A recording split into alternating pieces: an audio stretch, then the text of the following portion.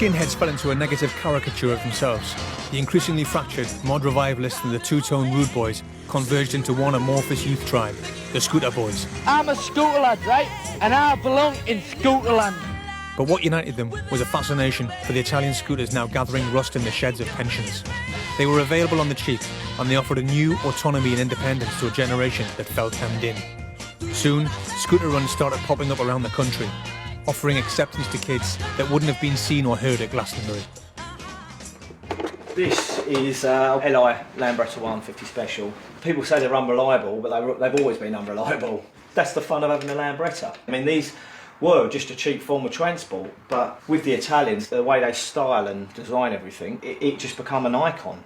When the Northern Mod come out, they were sort of a mixture of the mods, the skinheads, everything, and we just loved it. Jean jackets, Dr. Martens. We wanted in thinking, hang on, we can ride scooters and not look like mods.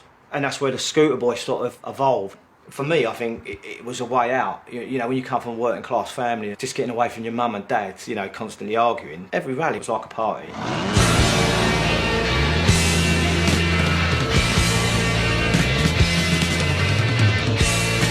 1984, Isle of Wight, you're talking over 20,000 scooters then. This was before a lot of the big festivals. You would just look on the top of the hill and it looked like Glastonbury basically. It was the nearest you'll ever get to freedom of doing exactly what you like.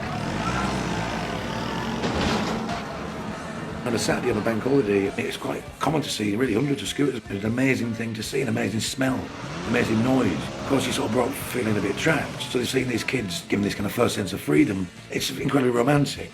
That idea was kind of made more romantic by the names of the scooter clubs. So you got like things like Donny Hunters, Engully was the Ghoul Gladiators, the Scunthorpe Road Rats. A lot of kind of very heroic names, you know, of some sort of freedom. Even though everybody broke down every 10 miles, they want that freedom.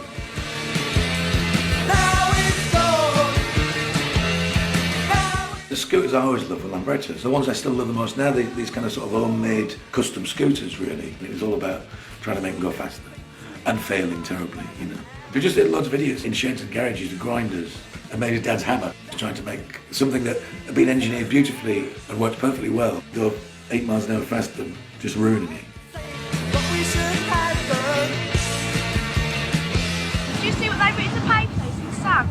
They reckon that we made the Isle of Wight into the Isle of Fry.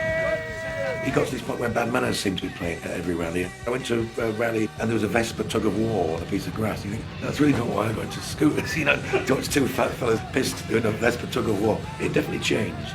That was its downfall because everybody was welcome. It brought a lot of the wrong people in and you had sort of the right wing start to get in there. Kids just were lost. People blame the blacks like they blame the Polish now. It was any excuse, but we were listening to black music. We were dancing to ska. You know, you're contradicting yourself. I think they were just rebelling for the sake of rebelling. For people like me and a lot of people who have been in it since 1980, we're still doing exactly what we did in them days. We're still drinking and partying and thinking we're 19 years old. I've noticed even the two-tone and the ska scene now getting very big, the skinhead scene getting big. The scooter scene is now the biggest it's ever been. You know, it's got more commercial, but it's good for me, I work on them, so you know, I'm not going to turn anybody's money down, do you know what I mean?